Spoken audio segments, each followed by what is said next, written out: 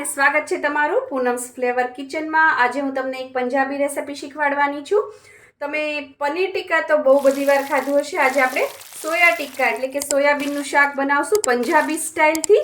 તો એના માટે મેં અહીંયા 100 ગ્રામ જેટલી સોયાબીનની જે વડી આવે છે એ લઈ લીધી છે। અને જ્યારે પણ તમે વડી ચૂઝ કરો ત્યારે સારી ક્વોલિટીની વડી લેવાની છે। તમારે ડીમાર્ટની આવે છે, ફોર્ચ્યુનની આવે છે, એવી સારી કંપનીની વડી લેવાની છે। તો એ ટેસ્ટમાં સારી લાગશે અને બનશે પણ સરસ। હવે આ 100 ગ્રામ વડી મેં લઈ લીધી છે, આ શેપની છે। હવે એને આપણે સૌથી પહેલાં આપણે વોશ કરી લેવાની છે। વોશ એટલા માટે કારણ કે આપણે સોયાબીનની વડીનું શાક છે એ બધાને નથી ભાવતું હોતું, કારણ કે એનું એક અંદરથી એક એવી સ્મેલ આવતી હોય છે જેના લીધે આપણને શાક નથી ભાવતું। યંગસ્ટરને, બાળકોને ખાસ કરીને નથી ભાવતું હોતું। તો એને આ રીતે પહેલાં વોશ કરી લેવાની છે। આ રીતે બધું પાણી આપણે કાઢી લઈશું। તમે નળ નીચે રનિંગ વોટરમાં પણ વોશ કરી શકો છો। પાછું આપણે બીજી વાર પાણી નાખીશું અને ફરીથી આને આ રીતે વોશ કરી લેશું। આવી રીતે 2 થી 3 વાર તમારે એને વોશ કરી લેવાની છે। એનાથી જે સ્મેલ આવે છે એ નહીં આવે। અને હજી એક સ્ટેપ હું તમને શીખવાડીશ, એનાથી પણ એકદમ એની જે સ્મેલ છે એ રિમૂવ થઈ જશે। તમે સારી ક્વોલિટીની લેશો એમાં તો એ તમને એટલી બધી સ્મેલ આવશે પણ નહીં। હવે તમે અહીંયા જોઈ શકો છો ગેસ ઉપર મેં પાણી ગરમ મૂકી દીધું છે અને પાણી ઉકળવા માંડે ત્યારબાદ આપણે એની અંદર થોડું મીઠું નાખીશું। મીઠું નાખ્યા બાદ આપણે જે આ વડી ધોઈને રેડી રાખી છે એ વડી આપણે આની અંદર નાખી દેવાની છે। ઉકળતા પાણીમાં જ નાખવાની છે। ઉકળતા પાણીમાં નાખી અને આને 5 થી 7 મિનિટ તમે રહેવા દેશો તો આ બધી વડી સરસ જ ઓલમોસ્ટ ફૂલીને ડબલ થઈ જશે। એટલે પોળું વાસણ લેવાનું અને પાણી પણ વધારે નાખવાનું। મેં અહીંયા 1 થી 1.25 લીટર જેટલું પાણી નાખ્યું છે। 8 થી 9 મિનિટ થઈ ગઈ છે, આપણી વડી સરસ બોઇલ થઈ ગઈ છે। હવે ગેસની ફ્લેમ બંધ કરી દેવાની છે અને એક ચાળણીમાં આ રીતે નિતારી લેવાની છે વડીને। એનું બધું આ જે પાણી છે એ નીતરી જાય એટલે તરત એને આપણે આ રીતે ઠંડા પાણીમાં નાખી દેવાની છે અને ઠંડા પાણીમાં આ રીતે આપણે એને સરસ વોશ કરી દેવાની છે અને આ રીતે સ્ક્વીઝ કરવાની છે। થોડી વાર રહેવા દેજો કારણ કે બહુ જ ગરમ છે, એટલે આ રીતે એને ઠંડા પાણીમાં એટલે કે આપણે જે નોર્મલ નળનું પાણી હોય એમાં જ નાખી દેવાની અને ત્યારબાદ આને આ રીતે વોશ કરી લેવાની અને આમ સ્ક્વીઝ કરી લેવાની। પહેલી વાર નાખો ત્યારે ધ્યાન રાખવાનું, પાણી છે એ ગરમ નીકળશે વડીમાંથી, એટલે દાજી ના જાવ એટલે એને થોડી ઠંડી થવા દેવાની પાણીમાં જ, અથવા પાણી એકાદ વાર બદલાવી નાખવાનું। આ રીતે સ્ક્વીઝ કરી લેવાની, બહુ વધારે પડતી નહીં કરવાની। અને આ રીતે બીજું જે પાણી રાખ્યું છે સાઈડમાં એમાં નાખી દેવાની। આ પ્રોસીજર કરતાં જરા પણ વાર નથી લાગતી। આના લીધે શું થશે કે જે સોયાબીનની વડીનો આપણને જે ટેસ્ટ નથી ગમતો, જે સ્મેલ આવે છે એ આમાંથી વહી જશે, ખબર જ નહીં પડે કે આ સોયાબીનની વડીનું શાક છે। આ એકવાર મેં કરી લીધું, અહીંયા બીજું મેં અહીંયા પાણી રાખ્યું છે એમાં પણ આપણે આ રીતે સરસ વોશ કરી અને આપણે આ રીતે સ્ક્વીઝ કરી લેવાનું છે। હવે આમાંથી જ્યારે બીજી વાર ધોવો ત્યારે બધું જ પાણી નિતારી લેવાનું છે, નહીંતર જ્યારે આપણે શાક બનાવશું ત્યારે એની અંદર છે જે ગ્રેવી છે એ અંદર નહીં જાય, કારણ કે ઓલરેડી પાણી હોય એટલે એકદમ સ્ક્વીઝ કરી લેશો તો ગ્રેવી છે અંદર સરસથી જશે। હવે અહીંયા ગેસ ઉપર મેં એક કડાઈ મૂકી દીધી છે। કડાઈની અંદર આપણે 1 ટેબલ સ્પૂન જેટલું ઓઇલ નાખીશું। બહુ વધારે પડતું નથી નાખવાનું, આપણે અત્યારે જે પ્રિપરેશન કરીએ છીએ એ ગ્રેવીની પ્રિપરેશન કરીએ છીએ। હવે તેલ થોડું ગરમ થાય એટલે એની અંદર 5 થી 6 કળી લસણ નાખીશું અને એની સાથે જ આપણે મેં અહીંયા 200 ગ્રામ જેટલી ડુંગળી, અને નંગમાં જુઓ તો 6 મીડિયમ સાઇઝની ડુંગળી છે જેના છોતરા ઉખાડી લીધા છે ને આ રીતે એના ટુકડા કરી લીધા છે। હવે આને આની અંદર આ રીતે મિક્સ કરી દેવાનું છે અને આને મીડિયમ ફ્લેમ ઉપર એકદમ ગોલ્ડન બ્રાઉન કલરની થવા દેવાની છે। તમે જોઈ શકો છો કે ડુંગળી છે એ આ રીતે થોડી બ્રાઉન કલરની થઈ ગઈ છે। હવે આપણે એની અંદર હું નાખું છું 15 થી 16 નંગ આખા કાજુ અને આને પણ સરસ આ રીતે મિક્સ કરી દેવાનું છે। હવે કાજુની છે એ બહુ શેકાવા નથી દેવાના, બસ આ રીતે બસ થોડા ગરમ થઈ જાય એટલી જ વાર રાખવાના છે, 1 જ મિનિટ જેટલું।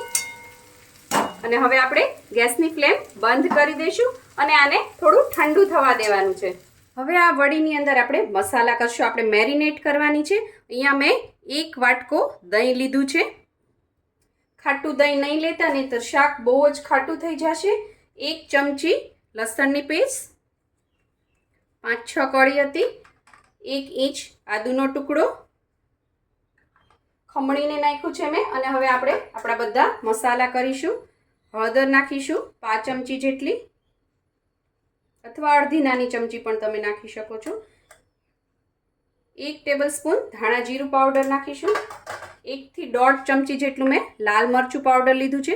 સોયાબીનની વડીને પોતાનો કોઈ ટેસ્ટ નથી હોતો, એટલે આપણે એમાં ટેસ્ટ છે એ બધા એડ ઓન કરવા પડે. થોડા મસાલા આગળ પડતા રાખશો તો આ શાક સરસ લાગશે. આદુ મરચાંની પેસ્ટ બધું વ્યવસ્થિત નાખવાનું. આપણે ગ્રેવી કરી છે એમાં પણ ડુંગળી સાથે આપણે થોડું લસણ લીધું, અને આમાં પણ સરસ હાથથી આ રીતે મિક્સ કરી દેવાનું છે, જેથી મસાલા છે એ બધા સરસ અંદર ભળી જાય. હવે તમે આને ઓછામાં ઓછું 15 મિનિટ મેરિનેટ કરવાનું છે. અને તમારી પાસે જો વધારે ટાઈમ હોય તો તમે અડધી કલાક પણ આને રાખી શકો છો. હવે અહીંયા મેં મિક્સરનું જાર લઈ લીધું છે, અને આપણે જે આ ડુંગળી, લસણ અને કાજુ જે સાતળા હતા એ ઠંડા થઈ ગયા છે. એને હવે મિક્સરમાં જારમાં નાખી અને આની સરસ આપણે એક પેસ્ટ બનાવી લેવાની છે.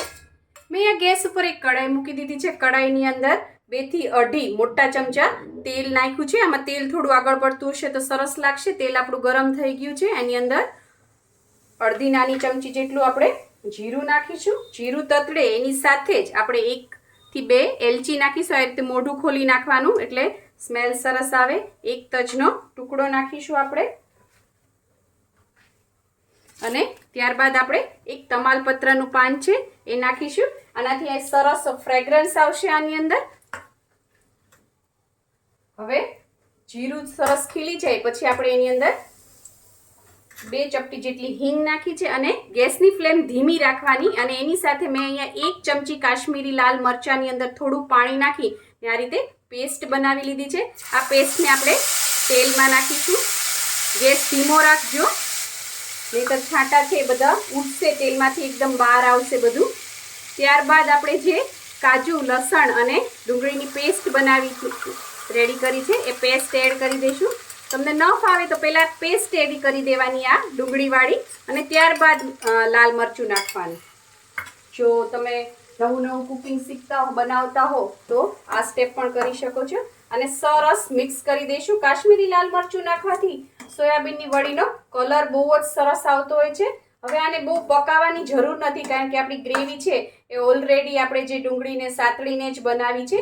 તેમ છતાં આપણે એની 1 મિનિટ સુધી સાતળી લેશું. 2 મિનિટ થઈ ગઈ છે. તેલ તરત જ રિલીઝ થઈ ગયું, તમે જોઈ શકો છો. હવે આપણે 2 ચપટી જેટલી કસૂરી મેથી આની અંદર નાખીશું, અને ત્યારબાદ આપણે જે મેરિનેટ કરેલી રાખી છે સોયા વડી એ આની અંદર આપણે એડ કરી દઈશું. આની અંદર આપણે ટમેટા, મલાઈ કંઈ પણ નથી નાખવાનું, તો પણ આ સબ્જી છે બહુ જ ડિલિશિયસ બનશે, બહુ જ મજેદાર અને એકદમ નવીન પંજાબી રેસીપી છે.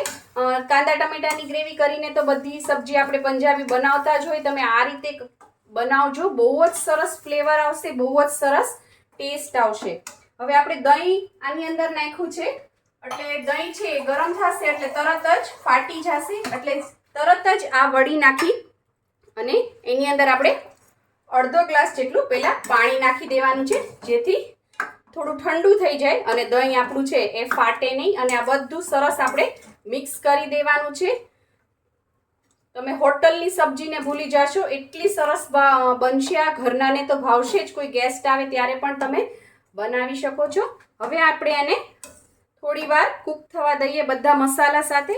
અને હું આની અંદર અડધી ચમચી જેટલો ગરમ મસાલા પાવડર નાખું છું. અડધી નાની ચમચી છે, અને આને સરસ મિક્સ કરી દઈએ. આ સબ્જી પરાઠા સાથે અને કુલચા સાથે બહુ સરસ લાગે છે. હવે આને આપણે 5 મિનિટ સુધી આ બધી વસ્તુને સરસ ઉકળવા દઈશું, જેથી બધા મસાલા અંદર સરસ મિક્સ થઈ જાય. તમે જોઈ શકો છો આપણે આમાં દહીં નાખ્યું છે, તેમ છતાં દહીં બિલકુલ ફાટ્યું નથી, કારણ કે આપણે એની પાછળ તરત જ એની અંદર થોડું પાણી રેડી દીધું હતું, એટલે દહીં ફાટશે નહીં. અને આ સોયાબીનની વડીમાંથી બિલકુલ સ્મેલ નહીં આવે. આ શાક જરૂરથી ઘરે ટ્રાય કરજો, એકદમ મજેદાર બને છે. આમાં તમને ઘણી ટિપ્સ મળી છે, તો મારી ચેનલ ઉપર તમને આ જ રીતે અવનવી ટિપ્સ સાથે રેસીપી પણ સરસ મળશે જાણવા માટે. તો પ્લીઝ મારી ચેનલને સબસ્ક્રાઈબ કરજો. 5-7 મિનિટ ગ્રેવીને મેં સરસ ઉકળવા દીધી હતી આપણી સબ્જીને, તમે જોઈ શકો છો. અને મેં એની અંદર થોડું પાણી પણ નાખ્યું હતું. આ રીતની ગ્રેવી રાખવાની છે, કારણ કે સોયાબીનની વડી છે હજી થોડું એબ્ઝોર્બ કરશે પાણી. અને હવે આ જે તમાલપત્ર છે એ આપણે કાઢી લઈશું અને એની અંદર હવે આપણે મીઠું નાખવાનું છે, કેમ કે આપણે મીઠું નાખ્યું જ નથી આની અંદર. સોયાબીનની વડી જ્યારે આપણે ઉકાળી ત્યારે એની અંદર મીઠું નાખ્યું હતું, એટલે મીઠું તમારા ટેસ્ટ પ્રમાણે અને ધ્યાનથી નાખવું. મીઠું નાખીને આપણે આને સરસ મિક્સ કરી દઈશું. અને ગ્રેવીની કન્સિસ્ટન્સી તમે તમારી ચોઈસ પ્રમાણે કરી શકો છો. તમને ઘાટી પસંદ હોય તો પાણી ઓછું નાખવાનું અને પાતળી પસંદ હોય તો પાણી થોડું નાખી દેવાનું. મીઠું નાખીને આપણે બધું સરસ મિક્સ કરી દઈએ. આપણી સબ્જી રેડી થઈ ગઈ છે. હું ગેસની ફ્લેમ બંધ કરી દઉં છું અને હવે આપણે એને ગાર્નિશ કરીએ. સોયાબીનના શાકને મેં એક સર્વિંગ બોલમાં સર્વ કરી દીધું છે. એને કાજુ અને કોથમીરથી ગાર્નિશ કરી દીધું છે. તો તૈયાર છે આપણું પંજાબી સોયા ટિક્કા. જો તમને મારી આ રેસીપી પસંદ આવી હોય તો લાઇક, શેર, કોમેન્ટ કરો. પ્લીઝ મારી ચેનલને સબસ્ક્રાઈબ કરો અને હા, બેલ આઇકન દબાવવાનું ના ભૂલશો, જેથી આવી જ સરસ મજાની વાનગીઓ તમારા સુધી પહોંચતી રહે. Thank you. આવજો.